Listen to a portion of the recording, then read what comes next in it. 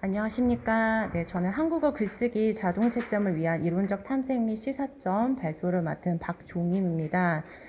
저희 연구는 컴퓨터 기반 손운 수련 평가 자동 채점 방안 설계 원에 해당하는 연구의 내용을 요약 발표하는 내용입니다.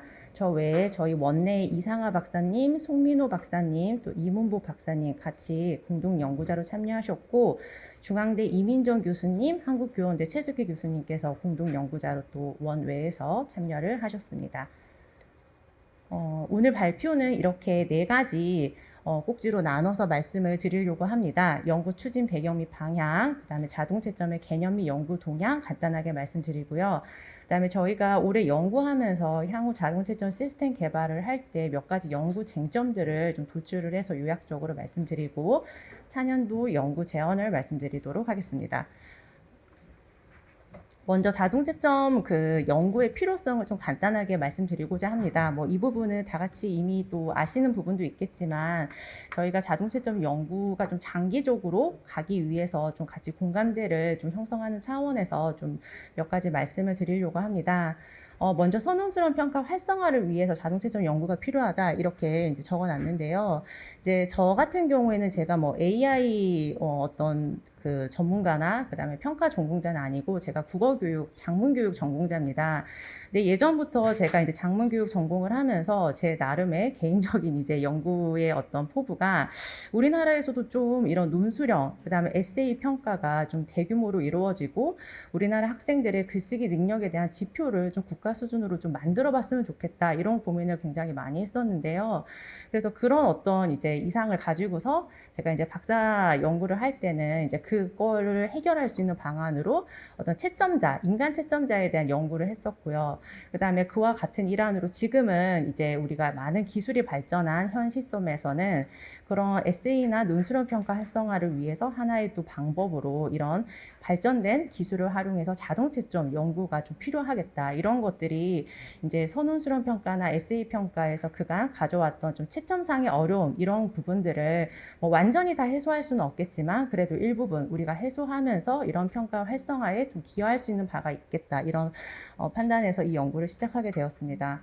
그리고 두 번째로는 이 한국어 자동 채점 기술에서 이제 저도 이제 올 한해 저희 팀원 선생님들하고 연구를 하다 보니까 이 자동 채점이 사실은 시스템적으로 그러니까 하드웨어 측면으로 뚝딱 개발할 수 있는 게 아니고 그 시스템이 갖춰지기까지 정말 많은 다양한 어떤 영역의 연구가 필요하고 그러한 다양한 연구 영역의 어떤 소프트웨어적인 그 자원들이 다 미리 좀 선 구축이 돼야지 이 시스템이 좀 완성이 될 수 있다는 판단이 됩니다. 근데 그런 이제 소프트웨어를 개발하는 측면에서 저희 교육과정 평가원과 같은 이런 이제 교육기관에서 반드시 주력 분야 할 수 있는 부분이 있겠다는 판단이 들었고 그래서 이 연구를 시작하게 됐고 또 올해 한 해 동안 그 연구를 하면서 저희 같은 교육 평가 기관이 어떤 부분을 우리가 기여할 수 있고 그 주력 분야를 개발할 수 있겠다 하는 부분들이 어느 정도 좀 윤곽이 잡힌 부분들이 있습니다. 그래서 그런 측면에서 자동채점 연구를 저희 원에서 좀 시작을 하게 되었습니다.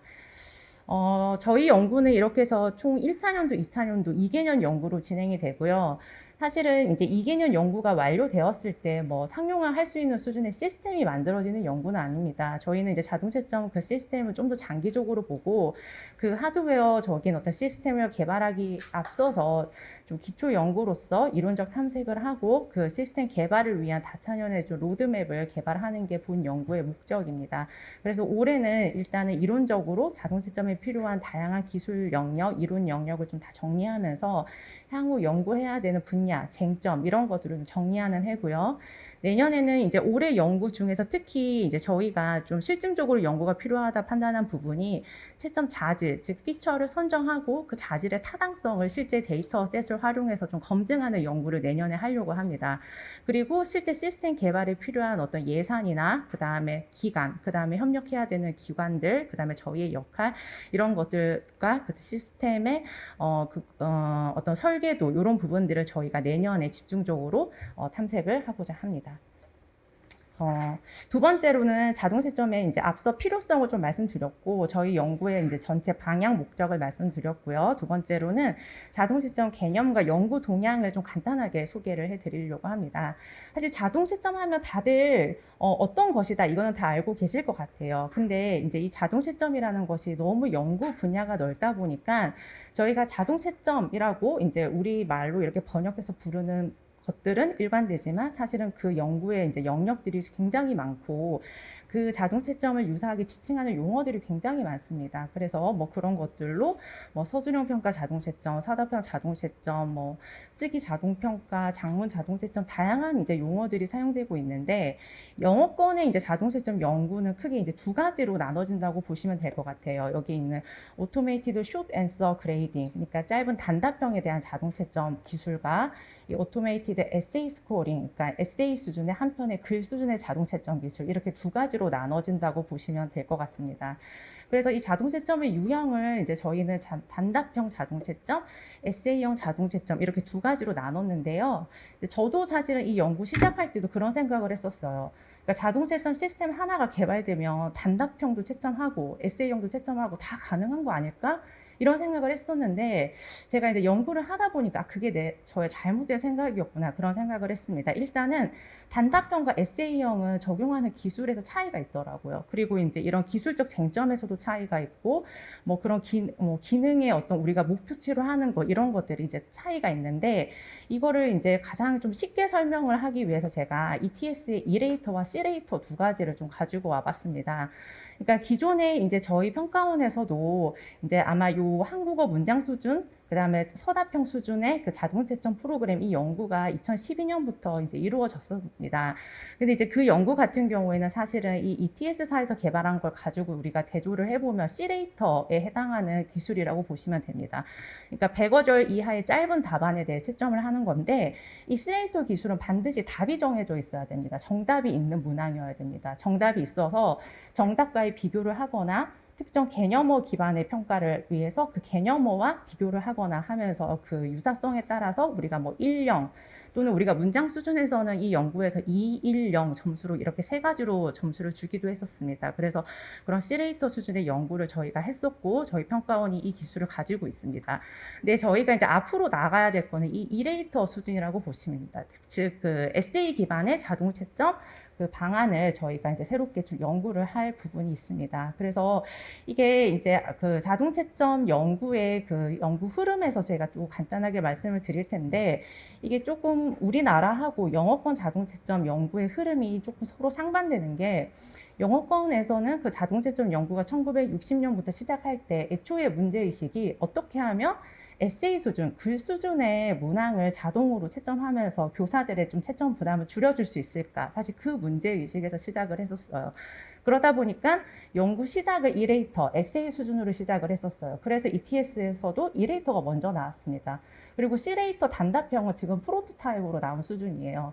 근데 이제 저희 원 같은 경우에는 2012년에 그 연구를 시작할 때 저희의 타겟팅은 학업성 지도 평가에 이 자동 채점을 어떻게 적용할 수 있을까 이 사실은 목적이었거든요. 그러다 보니까 학업성 지도 평가에서는 뭐 아직 그때도 마찬가지고 아직까지 저희가 에세이 기반의 평가는 없습니다. 그렇기 때문에 이 단답형 수준, 답이 존재하는 단답형에 대한 그 자동 채점 그 시스템을 개발하였고 그게 이제 ETS사의 C레이터와 유사한 그 방식이다 이렇게 보시면 조금 이해하시기가 편하실 것 같아요. 그래서 이제 향후 남은 과제는 이미 이제 C레이터는 우리가 확보를 했고 이레이터 수준이 어떻게 가능하게 할 것인가 이 부분이 이제 남은 과제고 저희 연구가 이걸 위해 달려간다 이렇게 보시면 될 것 같습니다.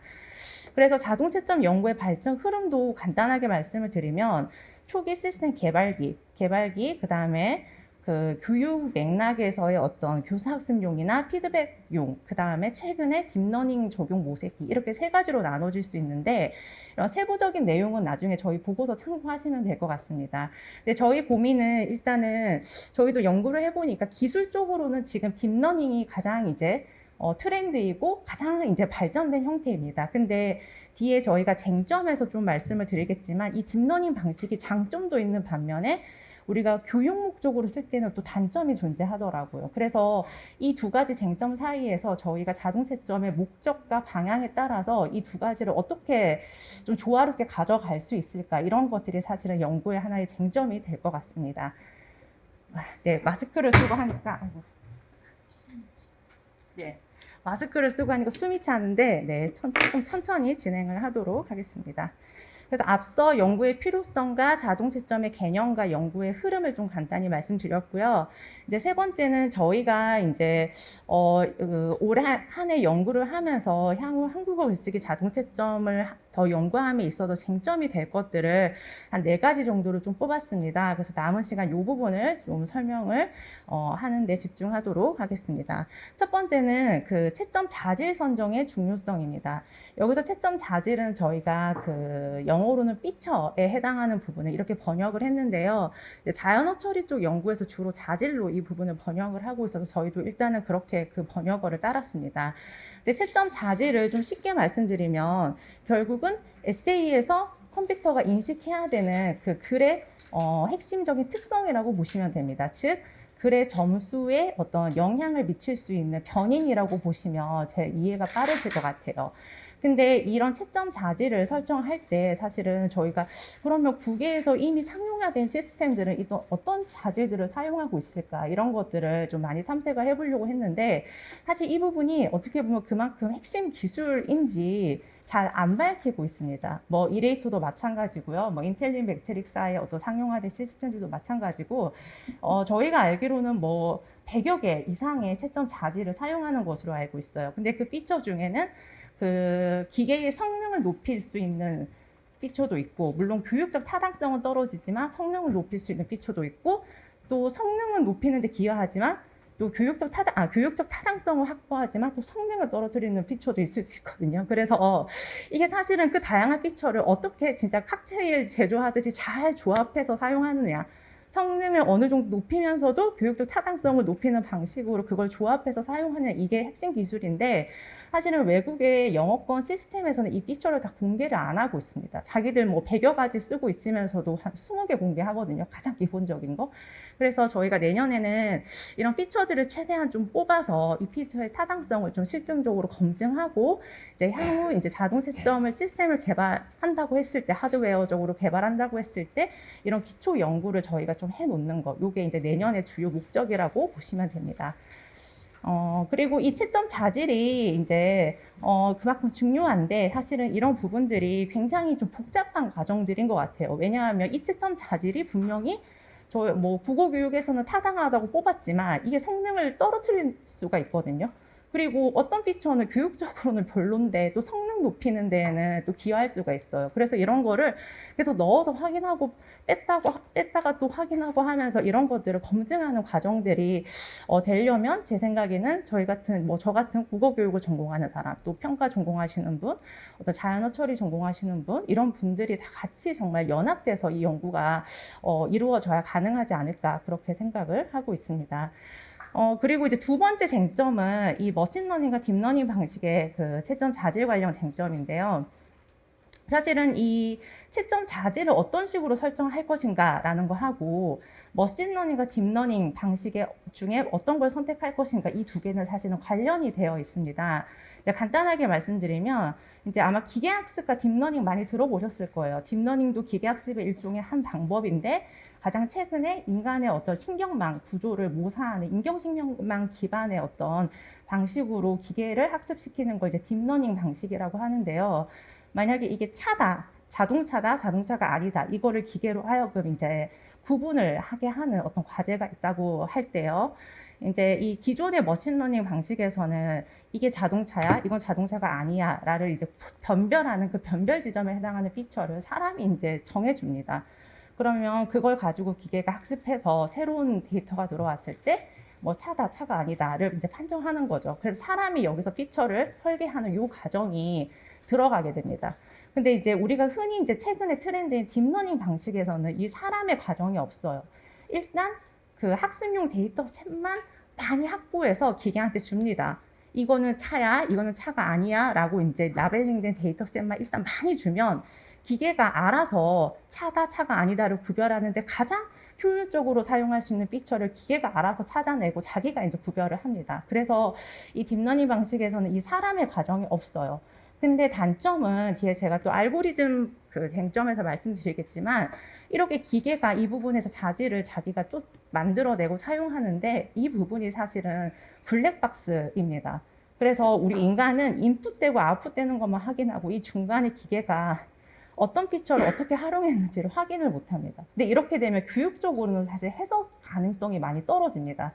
근데 최근에 딥러닝 연구들을 보면 사실은 딥러닝 방식을 사용했을 때 인간의 채점 결과를 가장 유사하게 예측하는 그 성능 면에서는 어떻게 보면 뛰어나요. 하지만 그 인간의 점수와 가장 이제 일치를 하게 하려고 이 기계가 어떤 피처를 사용했는지 우리가 확인할 방법이 없기 때문에 교육적 해석 부분에서 이제 불투명하다는 그런 단점이 있습니다. 그래서 이 부분 때문에 딥러닝 방식과 머신러닝의 방식, 그 다음에 채점 자질 설정의 방식 이런 것들이 다 연계되어서 저희가 좀 의사결정을 해야 되는 그런 부분이라고 할 수가 있습니다. 네, 이 부분은 제가 이제 앞서 설명드리면서 다 포함이 된 거라서 생략을 하도록 하겠습니다. 네.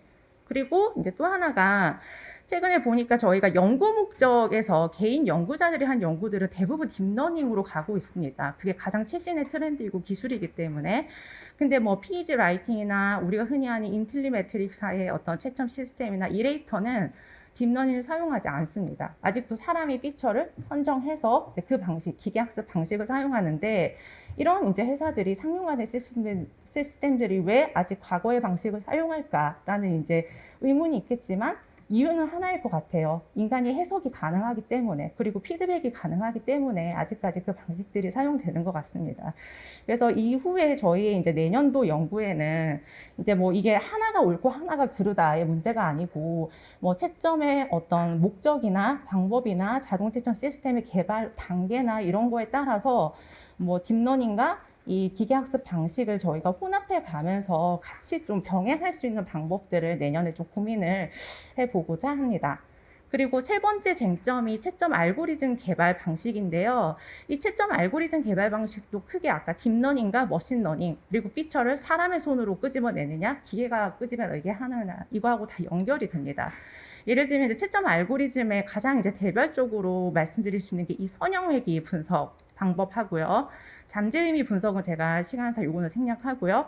인공신경망 기반의 이제 딥러닝 이렇게 두 가지 알고리즘 방식이 있는데 이 선형회귀 방식이 아까 말씀드린 사람이 피처, 변인에 해당하는 피처를 뽑아내고 그 피처와 점수와의 관련성을 가지고서 선형회귀 분석으로 알고리즘을 만들어내는 방식이라고 보시면 됩니다. 그래서 이제 많이 상용화되어 있는 많은 시스템들이 이 선형회귀의 방식을 사용하고 있습니다. 그러니까 피처 끄집어내고 그 피처와 점수와의 관련성을 기반으로 알고리즘을 만드는 방식이죠. 그래서 선형회귀 저희도 내년에 그 피처의 타당성 분석을 할 때는 기본적으로 이 선형회귀 방식으로 그 타당성들을 좀 검증을 해 보려고 합니다. 그리고 또 하나가 이 인공신경망 기반의 알고리즘인데 이거는 제가 앞서 이제 말씀드린 딥러닝 방식이라고 보시면 됩니다. 그래서 딥러닝 방식의 장점이자 한계 이런 것들을 앞서 말씀드렸기 때문에 이 부분은 간단히 넘어가도록 하겠습니다. 여기도 말씀드린 것처럼 그 엔드-투-엔드 우리는 이 인공신경망 기반의 알고리즘을 쓰게 되면 그 인풋과 아웃풋만 확인할 수 있어요. 중간에 어떤 피처를 어떤 뭐 가중치를 가지고 사용했는지 이런 것들은 사실 블랙박스이기 때문에 이제 그 부분에서 인공신경망 기반의 알고리즘을 쓸 때 우리가 좀 고민의 지점들이 있다 이렇게 보시면 될 것 같습니다. 근데 아까도 말씀드린 것처럼 뭐 하나만 가져간다 아니면 하나를 완전히 배제한다 이런 방식보다는 이 자동 채점의 도입 시기에 따라서 이 두 가지를 좀 병행하면서 가져가는 좀 그런 방법들을 내년에 그 로드맵을 구상할 때 같이 제안을 해 보려고 합니다. 그다음에 또 하나가 아까 말씀드린 이런 인공신경망 기반의 딥러닝으로 가게 되면 사실은 인간이 피처를 설정하지 않고 일단은 기계가 설정하게 하기 위해서는 그 다량의 학습용 데이터가 일단 필요합니다. 그래서 네 번째 쟁점이 학습용 데이터 셋의 구축인데요. 이제 요거까지 말씀드리면 이제 마무리가 될 것 같습니다. 제가 여기 파란색 글씨로 이제 기계가 타고난 천재인가? 아니다. 기계가 학습할 데이터셋이 필요하다. 이렇게 써놓은 이유가 아마 이 자동 채점이나 인공지능 기반의 전공자들은 이미 이 사실을 너무 잘 알고 계실 텐데, 이제 많은 분들이 자동 채점 그러면 그냥 처음부터 뚝딱뚝딱 시스템이 나오는 거 아니야?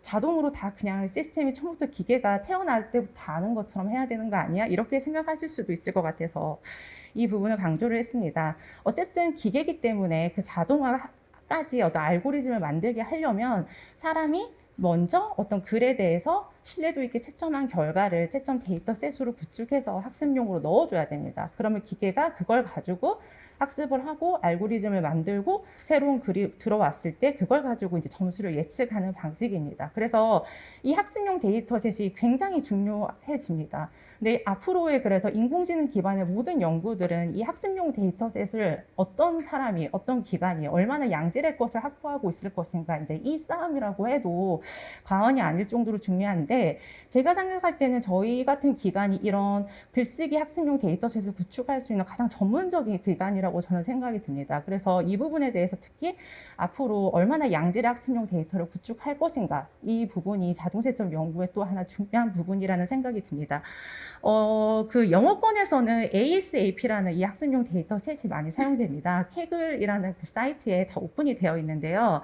대부분 그 영어권 자동채점 연구의 90% 이상이 그 학습을 시키거나 그 기계의 성능을 확인할 때 이 ASAP 데이터셋을 사용합니다. 왜냐하면 이 데이터셋이 굉장히 철저하게 만들어졌는데요. 일단은 미국의 국가수준 학업 성취도 평가 NAEP 문항과 루브릭을 사용해서 만들어진 채점 데이터고요.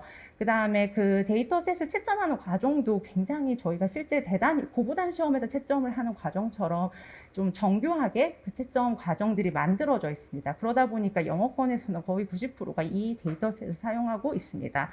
그리고 이제 우리나라에서도 올해 가을쯤에 이제 니아의 AI 허브를 통해서 그 에세이 글 평가 데이터셋이 공개가 되었습니다. 그래서 사실 저도 이 데이터셋에 굉장히 이제 기대를 하고 있었고, 일단 저희 연구도 이 데이터셋을 기준으로 시작하면 되겠다 이렇게 생각을 하고 있었는데, 이제 결론적으로는 아마 이런 데이터셋 개발에 니아에서도 굉장히 많이 고생을 하신 것 같아요. 정말 이제 수백만 건의 그 데이터셋이 구축되어 있지만 제한점은 일단 저희 그 나라의 그 교육 과정에 따른 데이터셋은 아닙니다. 그러다 보니까 문항이나 루브릭이 거의 영어권 번역을 해서 사용한 그런 이제 제한점들이 좀 있었고, 채점 과정이 아까 그 영어권의 ASAP처럼 그렇게 철저한 채점을 거친 것들이 아니더라고요. 그래서 이제 그런 점들을 좀 보완하면서 저희 기관에서 앞으로 이 평가 데이터셋을 구축할 수 있는 방안들을 조금 더 정교하게 설계를 해보고자 합니다.